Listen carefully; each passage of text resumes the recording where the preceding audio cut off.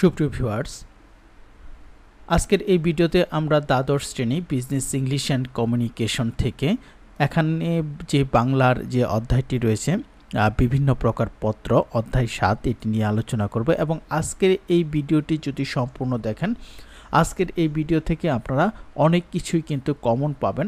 তাই অবশ্যই আজকের এই ভিডিওটি ধৈর্য সহকারে দেখবেন। আর আমরা কথা না বাড়িয়ে সরাসরি চলে যাব মূল ভিডিওতে। অধ্যায় ৭-এর জন্য আমরা প্রথমেই যে প্রশ্নটি রয়েছে, সরকারি পত্র শিক্ষা মন্ত্রণালয় হতে শিক্ষক নিয়োগের জন্য জনশিক্ষা পরিচালকের নিকট লেখা পত্র। তো এই সরকারি পত্র আপনার যেভাবেই আসুক না কেন এখানে নিয়ম রয়েছে, আমরা শুধু নিয়ম নিয়ে আলোচনা করব। আপনারা এই নিয়ম অনুসারে যেভাবেই পত্র আসুক না কেন আপনারা সেইভাবে লিখতে পারবেন। তো প্রথমে তারিখ দিবেন, এরপর কার বরাবর পত্র লিখতে হবে সেটি দিবেন, বিষয় দিবেন। এখানে বিষয় দেখতে পাচ্ছি আমরা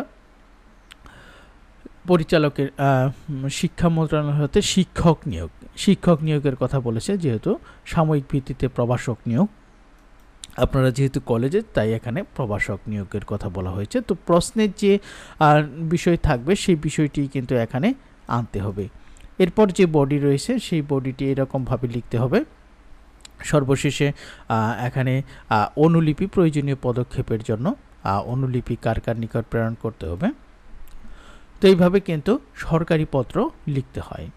এরপর রয়েছে বেসরকারি পত্র সিনিয়র অফিসার হতে জুনিয়র অফিসারের নিকট একটি আধা সরকারি বা বেসরকারি পত্র লিখতে হবে।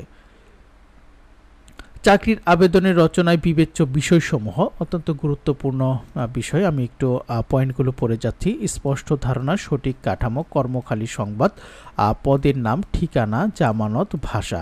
তো সুপ্রিয় ভিউয়ার্স, আজকের এই ভিডিওটি আপনারা সম্পূর্ণ দেখবেন, কেননা ভিডিওর শেষে আমরা আরও কিছু গুরুত্বপূর্ণ যে টেন্ডার এগুলোর প্রচারপত্র এগুলোর উত্তর নিয়েও কিন্তু আলোচনা করব। তাই অবশ্যই সম্পূর্ণ ভিডিওটি আপনারা ধৈর্য সহকারে দেখবেন। এগুলো আপনারা একটি স্ক্রিনশট নিয়ে ভালোভাবে পড়তে পারেন। চাকরির আবেদন বিবেচ্য বিষয়সমূহ। এই অধ্যায় থেকে সবচেয়ে গুরুত্বপূর্ণ এবং কমন উপযোগী হচ্ছে এই চাকরির আবেদনপত্র। চাকরির আবেদনপত্র আপনারা কিভাবে লিখবেন আমি এখানে একটি বিষয় কিন্তু আলোচনা করেছি। পরীক্ষাতে যেভাবেই আসুক না কেন শুধুমাত্র সেই পদের নাম এবং সেই বিষয়গুলোর আলোকে কিন্তু লিখতে হবে। এবং এখানকার যে স্ট্রাকচার অর্থাৎ সেই স্ট্রাকচার বা এখানকার যে নিয়ম সেই নিয়ম অনুসারে যদি আপনি লিখতে পারেন সেক্ষেত্রে কিন্তু আপনি পূর্ণ মার্ক পাবেন। তাহলে আমরা এখানে একটি চাকরির আবেদনপত্র দেখে নিই। সরকারি হিসাবরক্ষক পদের জন্য পত্রিকা বিজ্ঞাপনের প্রেক্ষিতে সোনালী ব্যাংক ব্যবস্থাপকের বরাবর একখানা চাকরির আবেদনপত্র লেখো।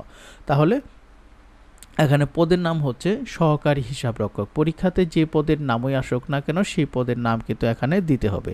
আমাদের কার বরাবর লিখতে হবে? ব্যাংকের মহাব্যবস্থাপক। এটি প্রশ্নপত্রে আপনারা দেখে নেবেন কার বরাবর লেখার কথা বলা হয়েছে, যার বরাবর লেখার কথা বলা হবে এই বরাবরের জায়গায় সেই ক্ষেত্রে তার নাম কিন্তু হবে। অর্থাৎ প্রশ্নে যার বরাবর লিখতে হবে তার নাম হবে এবং যে পদের জন্য লিখতে বলা হবে সেই পদের জন্য লিখতে হবে। প্রথমে আমরা তারিখ দিয়ে শুরু করবে। বরাবর প্রশ্নে যে বরাবর থাকবে মহাব্যবস্থাপক সোনালী ব্যাংক কার্যালয়। আর প্রশ্নে যদি অন্য কোনো বরাবরের নিকট লেখার কথা বলা হয় সেক্ষেত্রে সেই বরাবরের ঠিকানাটি এখানে দিতে হবে।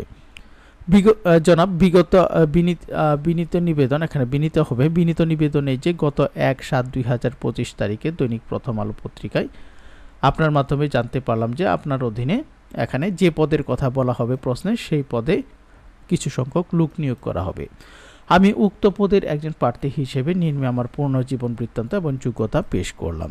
তো এখানে কিন্তু নিয়ম অনুসারে নাম, পিতার নাম, মাতার নাম, স্থায়ী ঠিকানা, বর্তমান ঠিকানা, জন্ম তারিখ, জাতীয়তা, ধর্ম, বৈবাহিক অবস্থা, শিক্ষাগত যোগ্যতা এগুলো কিন্তু দিতে হবে। তো আমি আবার বলছি, প্রশ্নে যে পদ থাকবে সে পদের কথা কিন্তু এখানে উল্লেখ করতে হবে এবং যার বরাবরের লেখার কথা বলা থাকবে সেই তার বরাবর কিন্তু লিখতে হবে।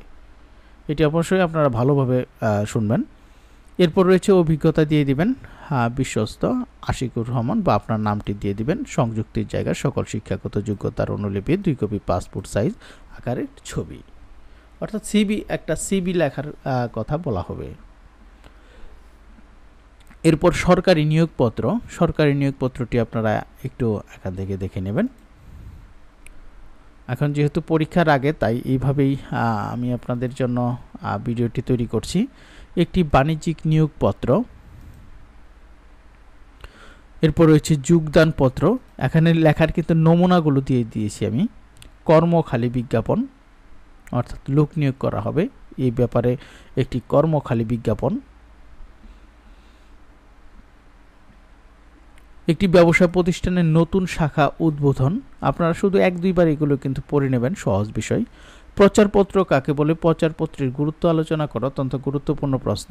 প্রচারপত্র মাধ্যমসমূহের একটি কার্যকর ও জনপ্রিয় মাধ্যম। বর্তমানে প্রতিযোগিতাপূর্ণ কারবারি জগতে যে পত্রের মাধ্যমে কোনো সংবাদ অতি সহজে জনগণের উদ্দেশ্যে লিখিতভাবে প্রেরণ করা হয় তাকে প্রচারপত্র বলে।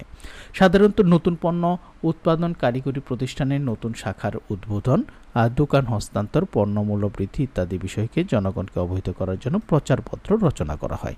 প্রচারপত্রের গুরুত্বগুলো আমরা একটু দেখে নিই। সুনাম বৃদ্ধি, মিতব্যয়িতা, সহজ মাধ্যম, পরিচিতি, পণ্যের উৎস সম্পর্কে ধারণা লাভ, উভয় পক্ষের উপকার। এরপর রয়েছে অভিযোগপত্র। কিভাবে একটি অভিযোগপত্র লিখতে হয় তার একটি নমুনা কিন্তু এখানে দেওয়া রয়েছে। অভিযোগপত্র কাকে বলে? এর কারণসমূহ কি? অভিযোগপত্রের সংজ্ঞা, অভিযোগপত্রের যে কারণসমূহ সেটি হচ্ছে ওজন বা পরিমাণে কম হলে, নমুনা মাফিক না হলে, বিলম্ব হলে, পণ্য ক্ষতিগ্রস্ত বা নষ্ট হলে। টেন্ডার বা দরপত্র কাকে বলে? দরপত্র এবং কোটেশনের মধ্যে পার্থক্য দেখা অত্যন্ত গুরুত্বপূর্ণ এবং কমন উপযোগী এই প্রশ্নটি কিন্তু আপনারা ভিডিও থেকে একটি স্ক্রিনশট নিয়ে নেবেন। এখানে টেন্ডার বা দরপত্র রয়েছে, টেন্ডার বা দরপত্রের একটি নমুনা এখানে দেওয়া রয়েছে। এরপর বিজ্ঞাপন। এখন আসি সবচেয়ে গুরুত্বপূর্ণ এবং কমন উপযোগী এই সংক্ষিপ্ত নোট থেকে কিন্তু অবশ্যই 100% আপনারা পরীক্ষাতে কমন পাবেন। আমি সাধারণত 100% বলি না, কিন্তু এই সংক্ষিপ্ত নোটগুলো আমি এমনভাবে তৈরি করেছি যে সংক্ষিপ্ত নোটগুলো পড়লে আপনারা পরীক্ষাতে 100% কমন পাবেন। তাই এই বিষয়টি আপনারা অবশ্যই ভালোভাবে ধৈর্য সহকারে কিন্তু পড়বেন। তো আসুন আমরা দেখে নেই। সরকারি পত্র রয়েছে, আমি পয়েন্টগুলো দেখিয়ে দিব, আপনারা ভিডিওটি পজ করে এখান থেকে পড়ে নেবেন। এরপর রয়েছে প্রচারপত্র, আধা সরকারি পত্র, 2-3 বার করে পড়ে নেবেন, আশা করি মনে থাকবে। বিজ্ঞাপন, মূল্য তালিকা বা কোটেশন, ক্রয়পত্র বা সংযুক্তি, ইনডেন্ট, ফরমায়েশপত্র, টেন্ডার বা দরপত্র, অভিযোগপত্র, যোগদানপত্র, পুনশ্চ। এরপর রয়েছে সুনাম, শ্রবণ কৌশল, চালান, এলসি বা প্রত্যয়নপত্র, লেটার অফ ক্রেডিট যাকে বলা হয়। এরপর রয়েছে বিজ্ঞাপন, সাক্ষাৎকারপত্র, জীবন বৃত্তান্ত, চরমপত্র, দৃষ্টি আকর্ষণ লাইন, ফলাবর্তন, তথ্য অনুসন্ধানমূলক পত্র, কোটেশন, প্রতিবেদন, ফলপ্রসূ যোগাযোগ। তো এখানে 27টি রয়েছে।